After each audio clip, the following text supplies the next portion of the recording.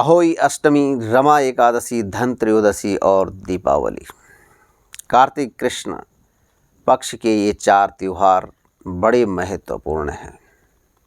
हालांकि पूरे वर्ष में अनेक त्यौहार और पर्व अपने आप में दिव्य और विशेष हैं और हम वर्ष भर में इन सभी पर्व त्योहारों को बड़ी शिद्दत से, बड़ी तन्मयता से इनको मनाते हैं। अनेक प्रकार से व्रत, उपवास, जप, तप, होम, हवन आदि, स्नान, दान आदि करते हैं और सभी पर्वों को, सभी त्योहारों को संपन्न करते हैं ताकि हमारा जीवन सुखमय हो, हमारे संतान, हमारे सभी शुभचिंतकों का जीवन सुखमय हो।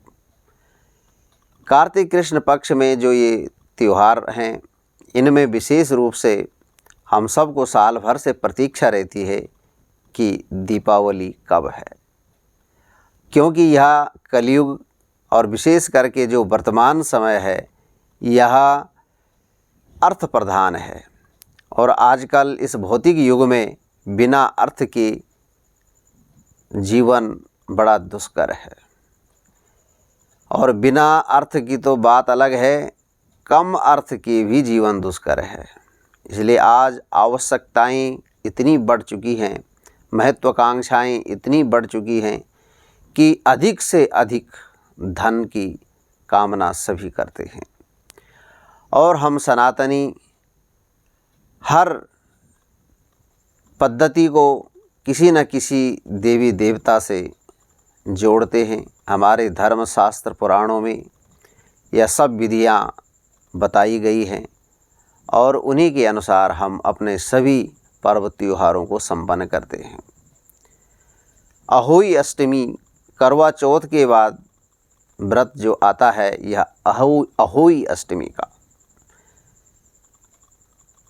करवा चौथ में पति की दीर्घायु की कामना का कठिन व्रत करने के बाद अपनी संतान के दीर्घायुष्य के लिए, उनके सुखमय जीवन के लिए माताएं अहोई अष्टमी का यह व्रत करती हैं, जो कि 5 नवंबर को पड़ रहा है।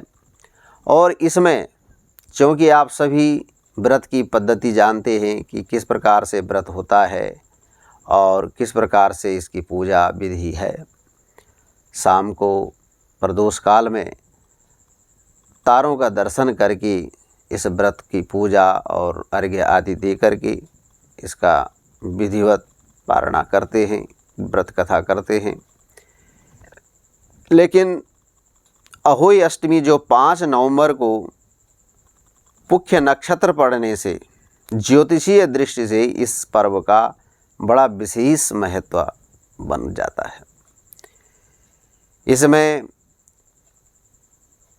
रविवार के दिन पुष्य नक्षत्र होने के कारण इस दिन उन लोगों के लिए यह अवसर बड़ा ही महत्वपूर्ण है जिनकी जन्म कुंडली में सूर्य तुला राशि के, यानी जिन जातकों का जन्म, यानी जिनकी संतानों का जन्म, जिन माताओं ने अहोई अष्टमी का व्रत किया है और उनकी संतान का जन्म पुत्र है या पुत्री, उनका जन्म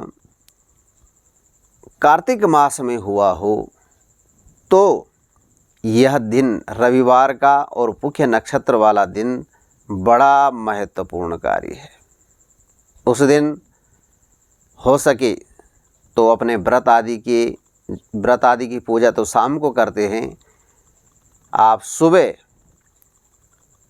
अपनी संतान के द्वारा किसी मंदिर में या किसी ब्राह्मण के द्वारा सूर्य भगवान की पूजा अर्चना अवश्य करा दें। और जो लोग पूजा नहीं करा सकते हैं वे लोग अपने संतान की वजन के बराबर गेहूं यानी कनक और उसमें 1.25 किलो गुड़ साथ में रख करके किसी मंदिर में ब्राह्मण को संकल्प सहित दान करा दें। रविवार के मुख्य नक्षत्र से यह जो दान है यह बड़ा सफलता देने वाला, संतान के लिए दीर्घायुष्य देने वाला, यश कीर्ति को बढ़ाने वाला होगा। इसलिए यह प्रयोग इस बार अवश्य करें, क्योंकि मेरा उद्देश्य है कि YouTube पे वैसे तो बहुत लोग अहोई के व्रत विधियाँ नियम सब बताते हैं, लेकिन कुछ ऐसी चीज़ भी बताई जाए जो आपके लिए बहुत ही महत्वपूर्ण हो और आपको उसका सटीक लाभ मिले, तो ये चीज़ अहोई अष्टमी के दिन अवश्य करें।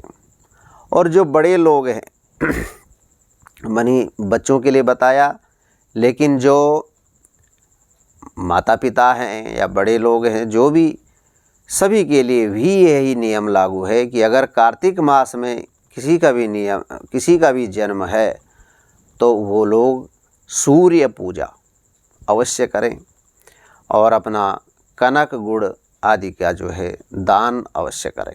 यह बड़ा ही महत्वपूर्ण रहेगा और इसका सटीक फल मिलता है।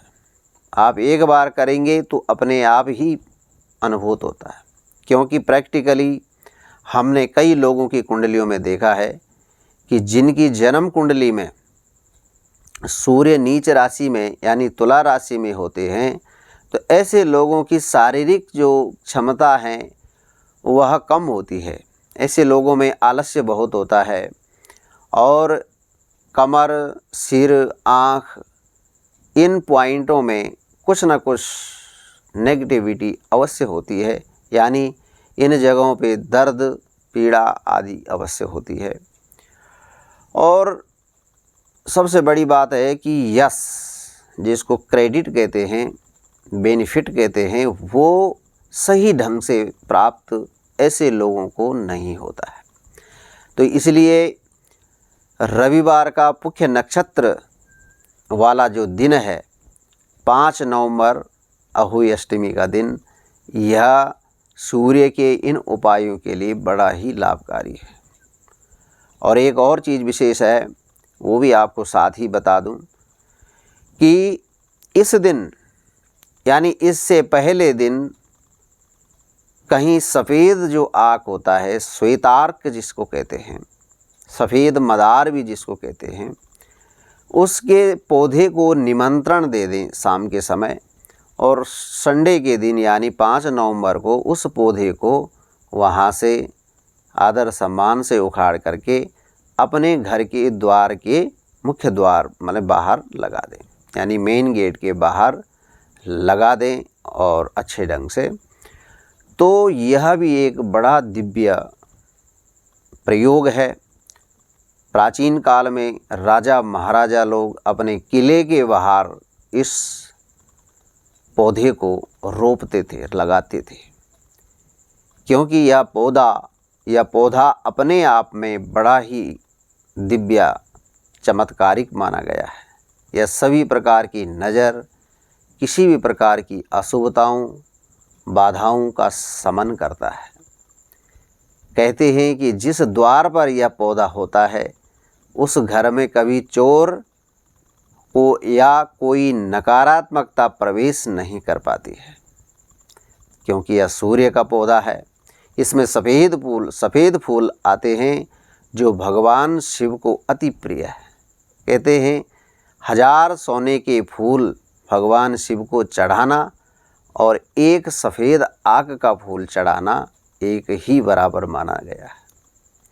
तो इसलिए ये आपको विशेष इस अपने जो भी हमारे सब्सक्राइबर हैं, फॉलोवर हैं, उन सब के लिए यह आप सब के लिए अनुभूत प्रयोग आपको बता रहा हूँ। इसलिए यह अवश्य करें और हमारे चैनल को सब्सक्राइब अधिक से अधिक करें। अपने सभी इष्ट मित्र गणों में, अपने परिचितों में, जो भी आपके व्हाट्सएप ग्रुप में जो भी जितने भी जहाँ भी जुड़े हैं, क्योंकि मेरा उद्देश्य है कि मैं आपको वो जानकारियाँ दूं जिससे जो आप करें, एक भी करें तो उसको उसका लाभ तुरंत मिले।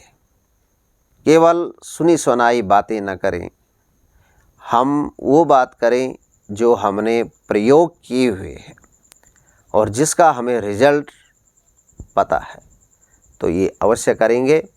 और हमारे यह ब्लॉग वीडियो कैसी लगी आप लाइक शेयर अवश्य करें, कमेंट में अवश्य लिखें और सब्सक्राइब अधिक से अधिक करें। इन्हीं बातों के साथ में, संदेशों के साथ में अहोई अष्टमी की आप सबको बहुत बहुत शुभकामनाएं। आप सबकी संतानें दीर्घायु आरोग्यवान ऐश्वर्यवान हों। इन्हीं शुभकामनाओं के साथ जय माता दी।